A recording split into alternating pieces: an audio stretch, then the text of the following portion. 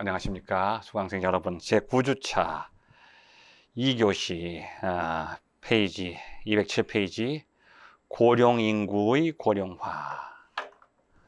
고령인구의 고령화. 자, 이제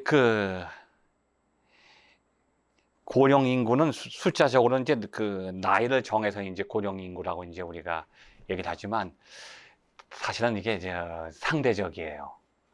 여러분 아마 지금 이제 10대, 20대 사이에는 누가 봐도 그 나이 차이를 구별하기 힘들지만 다 비슷비슷하니까. 근데 이게 점점 이제 고령 인구에서 60대 이상이 되면 똑같은 나이인데도 그 나이 차이를 확연히 느낄 정도로 이제 그 상대적으로 고령화가 나타난다는 거죠. 실제 나이는 60인데 어떻게 보면 저 사람이 한 40대 같이 보일 수도 있고, 저는 지금 흰머리가 많잖아요. 그래서 저는 이게 또 어떻게 보면 혜택을 볼 때도 있고, 손해볼 때도 있는데, 손해볼 때가 더 많아요. 혜택은 적어요. 지금부터 한 1년 전인가 온양온천에 갔는데, 제 나이가 지금 사실은 60도 안 됐어요. 그런데 제 친구하고 이제 거기 온천탕에 들어갔는데 65세 이상 경로는 대울 우대를 해줘요. 3,000원인가 깎아주는데 제가 그냥 농담으로 저희 경로증을 안 갖고 왔어요. 그랬더니 그 직원이 하는 얘기가 저한테 그러세요. 다음에는 꼭 갖고 오세요. 경로 우대 해드릴게요. 그러는 거예요. 그게 그 말이 반가운 게 아니라 좀 슬프게 들려오는 거죠. 그러니까 똑같은 연령층인데 어떤 사람은 젊게 보일 수가 있고, 이게 노화의 속도가 다른 거예요. 사람마다. 처음에는 못 느끼는데 30대, 40대 지나면서부터 노화의 속도가 확연하게 나타나는 거죠. 자, 그래서 60세, 여기 보면 200지 페이지, 65세 이상 노인은 신체적인 측면에서는 동일한 특성을 갖지 않는다. 신체적으로 노화의 속도가 달라요. 자, 65세에서 75세 노인은 비교적 활동적이고 건강한 초기 노인, 이 노인도, 나이로 볼 땐 초기 노인이죠. 근데 초기 노인보다 도움을 더 요청할 가능성이 많은 75세 이상 노인은 고령 노인. 노인들도 세분화시킨다는 거예요. 왜냐하면 상대적인 노화 속도가 다르고, 거기에 대해서 노인으로서의 사회적으로 이게 지원을 해줘야 되는 그 정도도 서로 다르다는 거죠. 그런데 나이는 똑같아도 사회적 지원을 받지 않아도 되는 사람이 있고, 지금 제 선생님도 연세가 25년생이니까 96세예요. 96세면은 거의 집에서 거동을 할 수 없을 정도의 나이입니다. 이게 자기 스스로 식사를 하기도 어려운 나이인데, 아침부터 가서 수영장에 가서 수영을 하시고 청년처럼 활동을 해요. 강의도 3시간씩 하시고. 똑같은 연배 되신 제 스승님이 김동길 교수님 아세요, 여러분? TV에 가끔 나오고 유튜브에도 나오시잖아요. 그분도 96세예요. 그분이 은퇴하시기 전에가 벌써 1980년대에 은퇴하신 분입니다. 근데 그때 제가 이제 마지막 강의를 들었던 사람인데, 그때 했던 강의하고 지금 강의가 전혀 차이가 없을 정도로 정정하신 거죠. 이분들은 지금 초고령 노인이라고 볼 수도 있지만, 사회적인 활동하는 거에 있어서는 아직 거의 청년이라고 볼 수 있잖아요. 자, 그래서 고령 인구도 나이를 세분화시켜야만 그 상대적인 노화 속도에 따라서 사회적인 지원이 필요하다고 하는 거죠. 그래서 여기 85세 이상의 노인은 또 초고령자로 또 불려져서 고령 인구를 3등급으로 나눈다는 거예요. 자, 초고령자는 초기 노인이나 고령 노인에 비해서 건강이 더 나쁘고 경제적인 문제로 고통을 더 받기 쉽기 때문에 사회적으로 지원이 더 필요한 거예요. 자, 초기 노인, 고령 노인, 초고령 노인. 초기 노인, 고령 노인, 초고령 노인으로서 고령 인구를 또 세분화시키고 있다.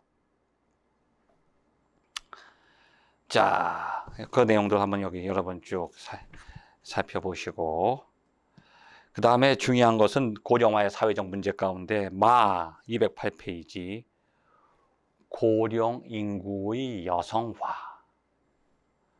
고령 인구의 여성화. 20세기에 들어서 사망률의 감소가 남성보다는 여성에게 더 큰 영향을 주었다는 거죠. 여기 보면 사망률의 감소가 남성보다는 여성에게 더 우호적이었다. 특히 모성 사망률이 감소하면서 여성의 평균 수명은 남성의 평균 수명보다 점점 더 늘어나고 있는 거예요. 그 수치상으로 아주 확연하게 여러분 오른쪽 209페이지 보면 수치가 나타나고 있죠. 60세 이상 노인의 성비 쭉 나오죠. 여기 세계에 보면 60세 이상 노인의 성비가 85%, 2015년에는 85, 2050년에는 88. 그 다음에 쭉 내려오면 한국의 성비, 주요 국가의 노인 성비가 한국은 77.4, 2015년에는, 2050년에는 83, 80세 이상이 되면 44, 63. 그러니까 남성이 77세, 그 다음에 여성이 83세, 83%죠. 그 다음에 80세 이상에 가면 성비가 더 늘어나서 이제 여성이 남성보다 훨씬 더 63%, 남성이 44%, 여성이 63%. 이제 노인의 성비가 여성이 월등하게 더 퍼센테이지가 늘어나고 있다고 하는 거죠. 그러니까 여성 고령화가 급속도로 확산된다고 하는 것도 사회적으로 어떤 중요한 영향을 주고 있다고 하는 것입니다. 자, 그 다음에 210페이지 한번 여러분 2번 노인 삶의 방식 변동에 따른 대한 사회 이론. 자, 이제 이게 아주 시험 문제에 나오기 중요한 내용이죠. 노인의 삶의 방식 변동에 대한 사회 이론. 그러니까 이 고령화를 바라보는 사회 이론이 크게 이제 근대화 이론, 기능주의 이론, 갈등 이론, 성공적 노화로 나타나는데 노인의 삶의 방식의 변동에 대한 사회적인 입장들을 한번 살펴보기로 하겠습니다. 첫 번째가 근대화 이론.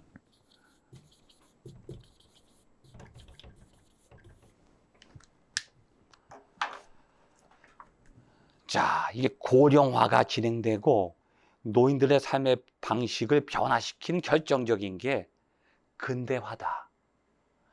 지금까지는 우리가 여기 기대 수명이 늘어나고 있고, 또 사회적인 여건이 바뀌면서 출산율이 저하되고 있다. 이것을 고령화의 결정적인 요인으로 우리가 접근했지만 이제 사회적인 관점에서 보는 거예요. 단지 출산율의 저하와 기대 수명의 상승이 고령화와 노인의 삶의 방식을 바꿨다. 이렇게 보고 있는데 이제 사회학의 입장에서는 아니다. 그것도 중요하지만 근대화다. 여기 보면 근대화 이론은 노인의 지위가 근대화 과정을 통해서 낮아졌다고 주장하는데 이 노인의 사회적인 여러 가지 여건들을 변화시킨 것은 근대화다. 첫 번째가 뭐냐? 여기 첫 번째는 의학기술의 발달. 의학기술의 발달로 노인의 수는 몇 배로 증가했고, 그러니까 과거에는 질병에 걸리면 그냥 죽었는데 지금은 웬만한 사람들은 아예 태어나면서부터 질병에 걸리지 않는다는 거예요. 왜냐하면 예방의학의 발달과 백신의 발달을 통해서 지금 과거에는 나이 먹어서 노화돼서 죽는 경우도 많았지만 지금은 과거에는 노화돼서 죽는 경우도 많았지만 질병에 걸려서 유아 때 다 죽는 거예요. 그래서 아이를 한 10명을 낳으면 3살이 되기 전에 절반이 죽어요. 그러니까 무조건 많이 낳아야 되는 거예요. 살아나는 아이가 적기 때문에. 1살 때 넘어가지 못하고 죽는 아이들도 많고 2살, 3살 걸리면서 그 어린아이들이 걸리는 질병들이 많았어요. 그래서 지금은 거의 20몇 가지 접종을 하잖아요. 접종을. 그래서 아예 질병이 사라져버린 것도 많아요. 특히 천연두 같은 거. 천연두라든지 뭐 백일해 뭐 여러 가지 그 또 뇌수막염 이런 대부분의 질병들이 결핵도 거의 지금 사라지고 있고요. 왜냐하면 어릴 때 접종하다 보니까 어린아이가 태어나면 거의 99% 살아남는 거예요. 생존하는 거죠. 이게 바로 뭐냐면 현대 의학기술의 발달이에요. 두 번째 요인은 뭐냐면 산업기술의 발달. 산업기술의 발달이 새로운 직업들을 생성하게 됐고요. 이게 또 말하자면 우리의 삶의 풍요로움을 가지고 왔죠. 뭐 자동차라든지 과거에는 이 한 사람이 거의 100년을 통해서 경험하는 하나의 이 사회적인 경험들을 지금은 한 달 안에 다 경험해 버려요. 서울서 부산까지 며칠씩을 걸어갔는데 지금은 KTX 타고 몇 시간 안에 가버리죠. 또 비행기 타고 전 세계를 이동하는데 그런 것들이 우리의 그 삶의 질과 이 생명 연장에 아주 큰 영향을 주고 있다는 거죠. 세 번째 요인은 도시화. 자, 첫 번째 요인이 근대화 이론에서 고령화와 삶의 방식에 변동을 주는 것이 근대화인데, 첫 번째가 의학기술의 발달, 두 번째가 산업기술의 발달, 세 번째가 도시화.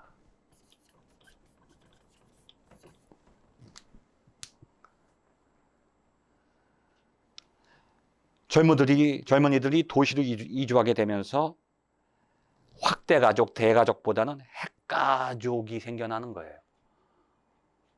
이것이 이 고령화 사회에 큰 영향을 주는 거죠. 노인의 삶의 방식, 고령 인구의 삶의 방식에 큰 영향을 주는 하나의 요인이 되는 겁니다. 네 번째는 뭐냐? 교육의 대중화와. 교육의 대중화. 크게 이렇게 이걸 네 가지를 근대화 이론이라고 해요. 근대화 이론.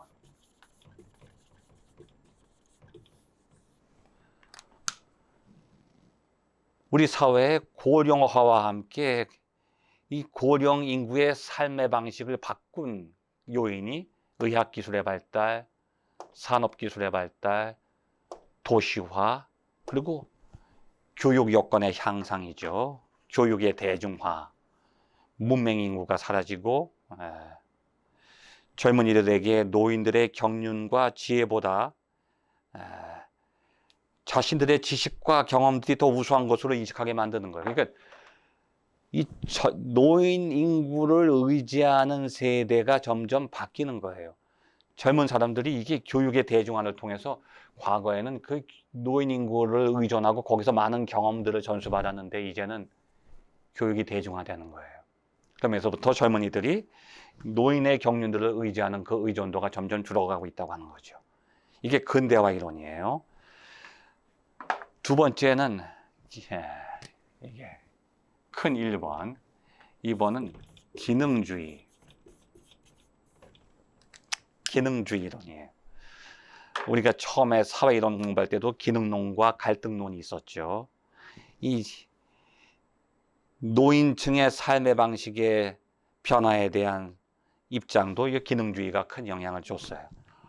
자, 기능론자들은 개인의 생애 과정은 그가 살고 있는 사회에서 요구하는 것과 밀접한 관계가 있다. 그래서 이 고령화 사회, 고령 인구들의 삶의 방식의 변화도 사회에서 요구하는 것과 큰 영향을 받았다는 거죠. 자, 예를 들면 산업사회 이전 사람들은 일찍 어른이 되는 방식을 배웠다는 거예요.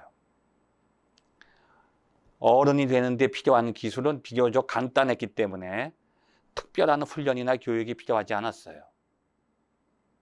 그래서 아이에서부터 성년이 되는 그 과정이 비교적 일찍 나타났다는 거죠. 그런데 지금 우리 산업사회는 기술 수준이 복잡해졌어요. 노동의 분화가 일어났죠. 노동이 다원화된 거예요. 자급자족 노동이 아니에요, 이제는. 자, 상당 수준의 교육과 노동훈련이 요구돼요. 그러니까 이 기술 수준이 복잡해지면서부터 다양한 교육과 장시간의 노동훈련이 필요한 거죠. 그래서 훈련과 교육이 산업사회 이전보다도 더 광범위한 수준에서 요구되고 있는 거예요. 그래서 또한 산업사회의 복잡한 기술은 적은 수의 인간 노동을 통해서 모든 사람들이 요구하는 재화와 서비스를 공급할 수 있게 하였고, 따라서 모든 사람이 그 노동시장에 참여하지 않아도 돼요. 노동인구를 많이 필요하지 않는 거죠. 그래서 이런 것들이 그 노령화되는, 이게 노화되는 생애 과정을 산업사회 이전과 산업사회 이후가 다르도록 만들어버렸다는 거죠. 자, 첫째, 그 1번의 요인 한번 찾아보겠습니다. 산업사회에서 어른이 되는 연령이 연기되는 거예요. 과거에는 빨리 어른이 되어야 됐어요. 산업사회 이전에는 그 모든 것을 자기가 다 적응하고 습득하고 학습받아서 빨리 어른이 돼야 됐는데, 산업사회 이후에는 성년이 되는 그 과정이 연기되는 거예요. 아동기는 10대 초반까지, 그리고 그 후에는 청소년기가 되었어요.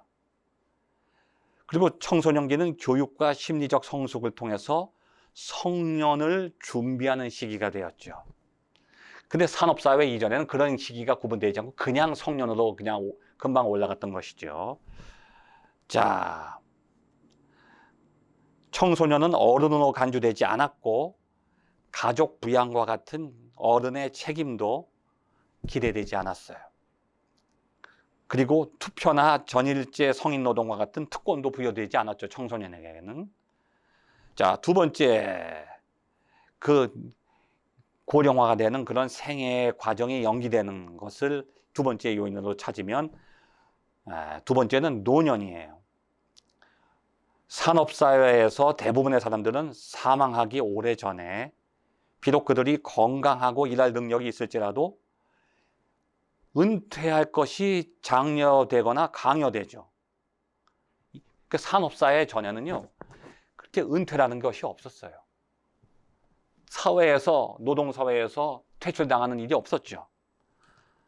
자, 젊은 노동자들이 더 일을 할 수 있기 때문에 산업사회에서는 이른 나이에, 아직 고령화가 되지 않은 나이에 사회에서 퇴출당한다는 겁니다. 자, 이런 내용들이 산업사회 이전과 산업사회의 차이를 보이고 있다고 하는 거죠. 이게 바로 사회에서 그 노인 인구들의 삶의 방식을 변화시키는 것을 사회에서 요구하고 있다. 이것이 바로 기능 이론이에요. 기능 이론. 세 번째는 갈등 이론이죠. 갈등 이론에서는 그 노인 인구와 고령 사회의 그 모습을 어떻게 해석하고 있느냐. 자, 갈등 이론에서는 산업사회 이전에 노인은 경제적 자원, 특히 자산을 통제했다는 거죠. 하나의 지배 계급이라는 거예요. 지배 계급. 산업사회 이전에는 대가족 제도였고 노인들이 지배하던 사회였다는 거예요. 갈등 이론이라는 것은 두 대립 구조 사이의 갈등을 통해서 사회가 발전한다고 보는 거거든요. 그러니까 갈등 이론에서는 이 노인의 삶의 환경이 변화되고 고령화가 진행되는 것을 갈등 구조에서 본다는 거예요. 지배계급과 피지배계급의 갈등으로 보는 거죠. 그럼 지배계급은 무엇이냐? 바로 노인계급이에요, 여기. 자, 산업사회 이전의 노인은 경제적 자원을 자기가 소유하고 지배하고 통제했다는 거죠. 상당한 권력을 가졌다는 거예요. 그래서 친족 사이의 유대관계, 그게 대가족 제도로 이루어져 있고, 노인들이 거기서는 굉장히 지배적 권력을 가지고 있다는 거죠. 지배적 권력을 갖고 있어요. 그래서 그 밑에 있는 자녀들은 부모의 지원이 절대적으로 필요했어요. 그래서 젊은이들은 부모에게서 장사를 배우거나 농사를 지을 땅을 얻었다는 거예요.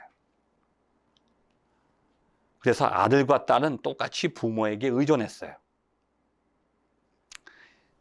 이런 상황에서 사회적인 관습, 전통, 법률은 사회에서 부모의 지배적인 지위를 강화했어요, 더. 그러니까 노인 인구, 노인층, 노인들이 하나의 지배 계층을 형성했다는 거죠. 근데 산업사회에서 사람들은 자신들의 삶을 부모에게 의존하지 않아요, 거의. 그 관계가 바뀌는 거예요. 비즈니스를 부모한테 배우는 게 아니에요. 과거에는 부모에게 농사 배우고 기술 배우고 다 배워서 그대로 그걸 그냥 상속하는 거예요. 이어받는 거예요.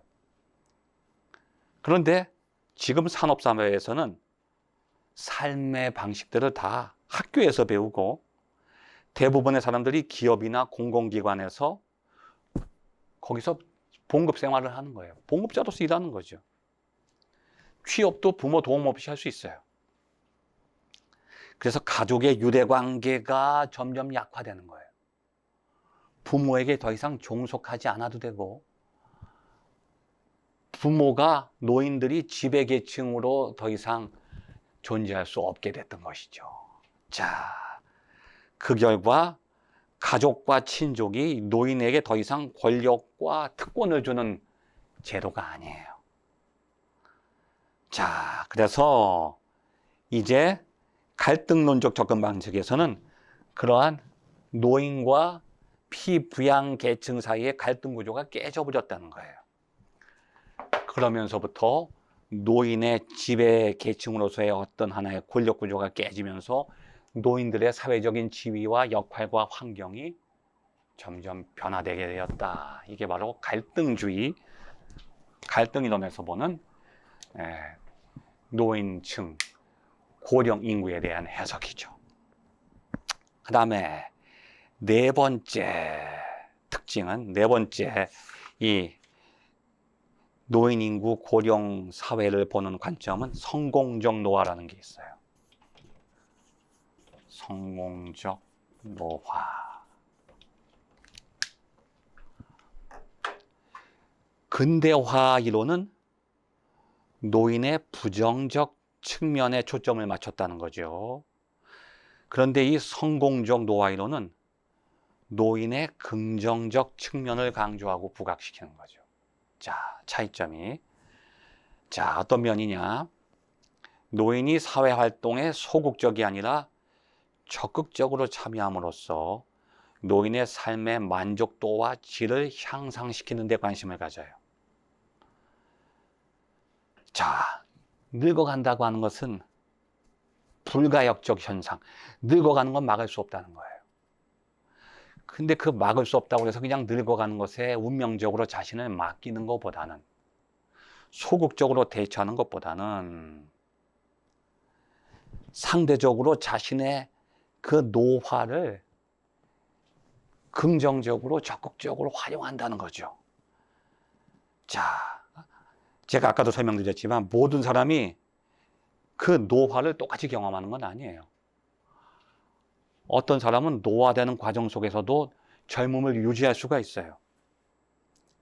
어떤 노인은 다른 노인보다 더 아프고 허약하지만 어떤 노인은 젊은 사람 못지않게 건강할 수 있다는 거죠. 그래서 여기 로우라는 사람과 칸이라고 하는 사람은 노화의 이질성을 말해요. 어떻게 말하느냐? 병적 노화, 일반 노화, 성공적 노화로 구분해요. 노화되는 것을 구분하는 거죠. 똑같이 노화되지 않는다는 거예요. 이런 내용을 가지고 우리 한번 다음 시간에 계속 공부해 보기로 하겠습니다. 감사합니다.